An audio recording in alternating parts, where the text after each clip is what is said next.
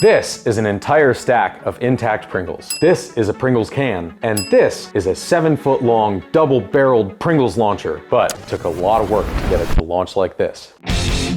What started out as a fun little idea to pop the Pringles can off of the end of a piece of PVC pipe using propane has turned into this project. Yes! Which is now called the Sabot Pringle Ultra Fast Delivery System, or SPUDS for short. If you want to see how I made it, check out the link to the build video. After I first put it together, it wasn't launching consistently. Too slow! I was using this torch to mix the propane with the air that was going into the chamber, and it was not working very well. Well, now it's not even firing. I'm hitting the right button. To get the same amount of propane for the amount of air that's in the chamber every time, I made this. This connects to a propane tank that has the air ports on it closed off so that the pressure of the propane pushes the plungers down, and then I can measure how much propane I'm putting into the chamber. But that caused another problem. When I was using the torch head, the propane was being mixed with air through the tube as it went into the chamber. When I was injecting the propane by pushing these plungers in, it was unmixed propane. Then when I would set it off, the propane wouldn't fully burn and it would get pushed out the end of the tube, which is why I got that big fireball. To fix that problem, I put these little computer fans in the tubes to act as chamber fans to mix the propane in the air. Then it worked like this every time. Woo! Just because this is going to launch consistently doesn't mean that the Pringles are going to be moving as fast or far as they possibly can. It matters how far the can is pushed down into the tube. Because the ignition for the pressure wave starts at the back of the chamber, as it moves forward, if it doesn't reach the can before it's left the end of the tube, there's wasted energy that could have made the Pringles go faster. On the other side, if the can is too far down in, that pressure wave will reach the can before it leaves the tube, meaning for that last section of its launch, it'll be slowing down. So I need to find the right ratio between the two to find out how far to push the can in. Because the chamber and the launch tube are the same diameter, it was really easy to figure out the ratio. So I tried 4 different depths of the can to see which one would give me the fastest launch. Because the ratios of 0.8 and 1 were the fastest, I decided to just go with 0.9. After doing all this testing, I realized it would be really great if I had something that made it easier to be accurate and consistent. I modified a camera tripod to be a bipod and mounted it to the bottom launch tube so I could drop it down at any time and adjust the height, and it would swivel and tilt so that I could fire Pringles accurately. All that was left to do was turn a Pringles can into Sabot for the chips. A sabot is a container that accurately fits a launch tube and contains your projectile, which in this case is Pringles. And as it leaves the launch tube, it falls away and allows your projectile, or Pringles, to continue on by themselves. I need to test my sabot, but I don't want to waste actual chips for a test, so I made this Pringles ballast. I brought this water bottle down to exactly 5.2 ounces, which is the same weight as the stack of chips inside of a Pringles can. This initial Sabot design, some of it worked and some of it really didn't, because it almost completely destroyed itself. The strings that were meant to hold the panels in almost ripped some of the panels off because they weren't anchored in the center. But the foam pieces that are used to hold the chips inside the can and to keep these panels in alignment, they worked out great. So I just needed to make a couple small changes. This design had strings attached around the top that were mounted to rubber bands that are anchored in the center of the bottom so that it dampens the force when they open so that it doesn't tear the cardboard apart. And this one worked pretty well, but it still had so much force that when it opened, it pulled these in and they folded. And I realized that I should probably change the design again, so I made this one, which is spiral cut, so that when they open, they allow the air to pass over them a little more easily, and it would hopefully make it spin and look really cool.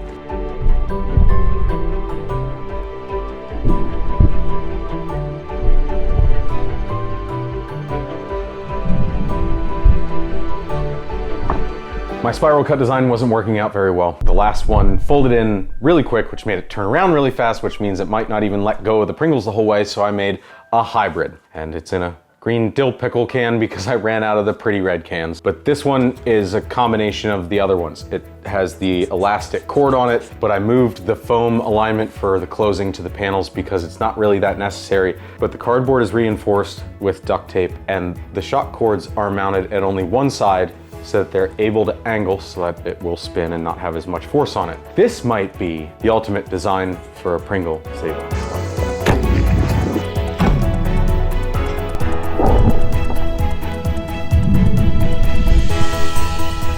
And this was the best design, but it wasn't for the reasons that I thought it was going to be. I put a little bit more bungee cord on and it was enough that it flipped around the other direction, but that actually made it release very well, and it didn't matter that it spun or not. And because of that, this is the design that I'm going to use to launch Pringles. There's just one last test I did because Pringles have a unique and consistent design. Which way do they want to fall? Which way is more aerodynamic? Because that will show me which way I should load them into the round that gets launched. So I got up on the roof to see if it matters.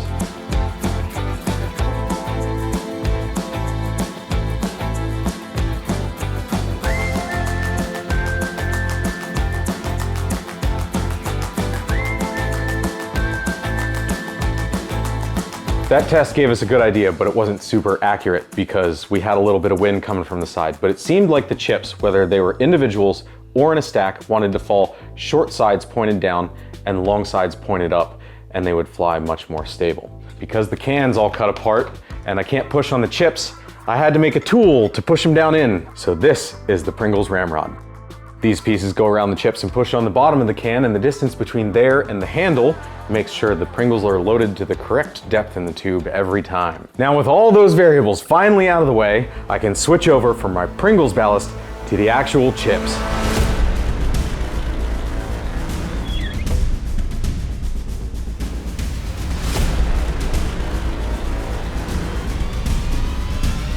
Here goes nothing. 3, 2, 1.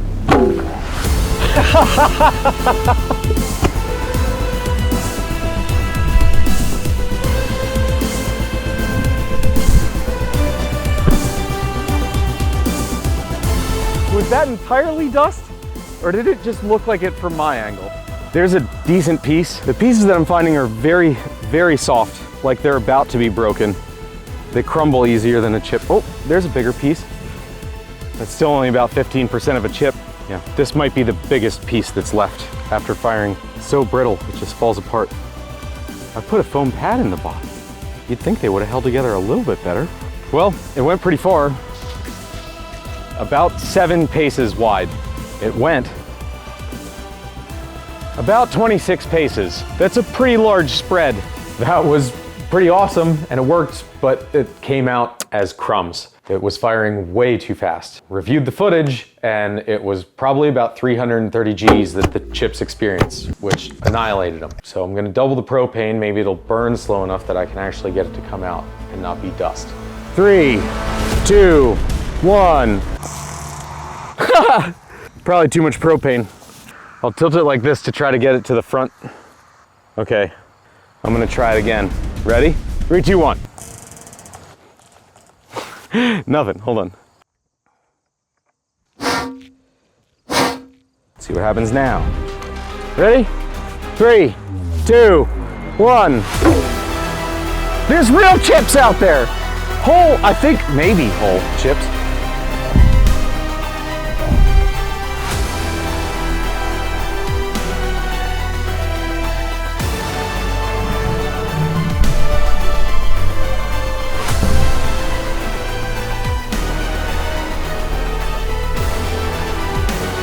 A nearly whole chip already.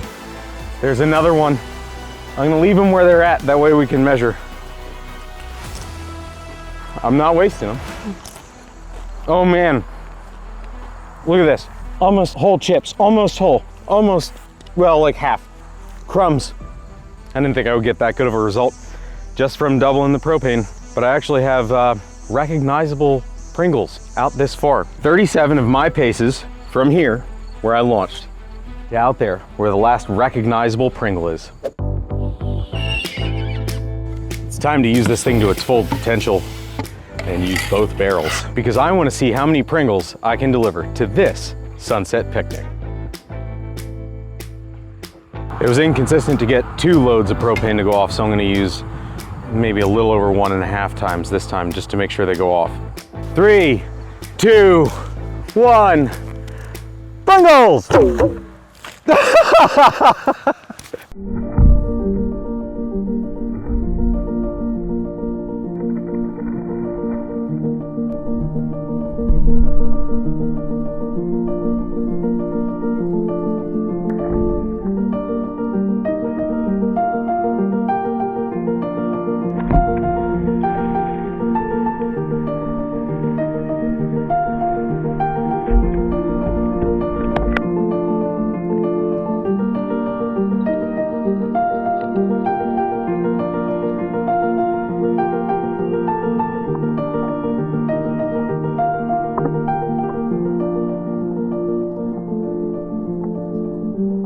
I didn't get too many chips on the blanket, having fired 2 entire cans of Pringles, but I did get these 2 little crumbs of chips in the serving bowl.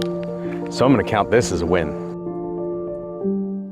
This morning, Bryce and I decided that we wouldn't be happy with this test video until we got this project to work the way we had originally envisioned. We knew how oddly satisfying it would be to see an entire stack of unbroken Pringles flying out of the can as it's launched from the tube. We decided we'd do a bunch of testing to figure out a way to get it to go slow enough. So we changed how far the can was pushed into the tube to a bunch of different depths and the amount of propane that we put in, until we found out that half of the original length and twice the amount of original propane was the secret recipe to get this thing to fire slow. And guess what? It works.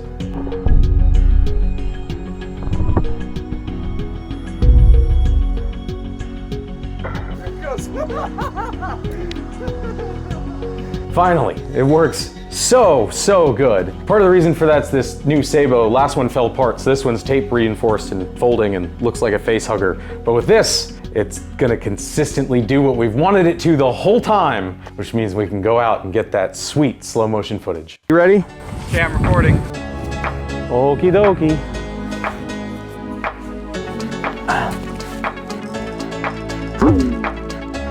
Here we go. Let's see what we got.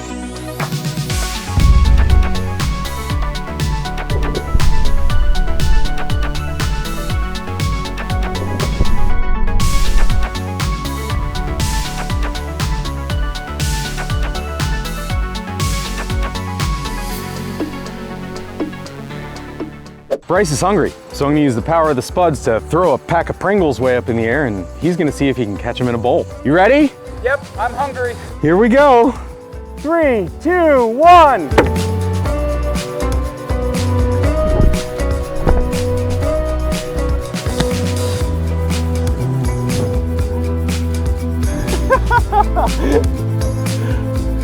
That one fired a lot faster than both of us expected. Even though it went that much faster, the chips still stayed in a stack and stayed together. But since we fired with the wind, it went way over Bryce's head and there was no way he was gonna catch him. So he's still hungry. But I'm really excited for this last test because I wanna let this thing rip and set it up to fire as fast as it possibly can because I wanna deliver chips and dip in record time. This is the DDR, Dip Delivery Round. It's an EVA nose cone that's been perforated to allow the dip to escape with a bolt for weight, a piece of the lid, and a heavy washer behind it to push the dip out, vent holes in the bottom to make sure there's no vacuum created, an EVA foam seal and EVA foam stabilizer fins, which adds up to the fastest way you could possibly deliver dip. I found a use for single ply toilet paper. If I stick a sheet in here, I think it'll help keep the dip from leaking out the holes, but since it's single ply, it's definitely gonna dissolve by the time I'm ready to fire it.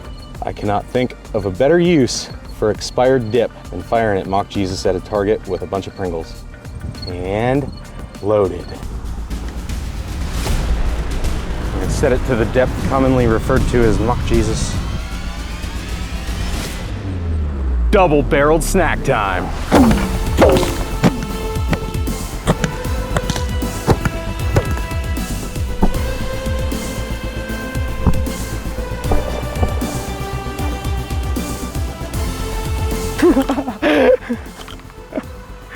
That worked perfectly. The chips didn't stick in the dip a whole lot, but it did work really well. Well, that was definitely a one-shot deal. This is what's left of the nose cone. Here's the can, and that's the pusher from behind. And the chips also just completely turned into powder. But I nailed the board, and it worked out exactly as I thought. We've got dip all over here, and it's sprinkled with chips. Perfect delivery. You know, this thing kind of looks like crappy modern art. I wonder how much it'd go for if we threw it up on eBay.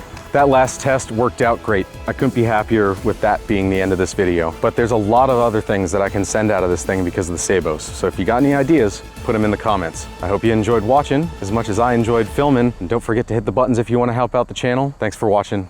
I'll see you next time.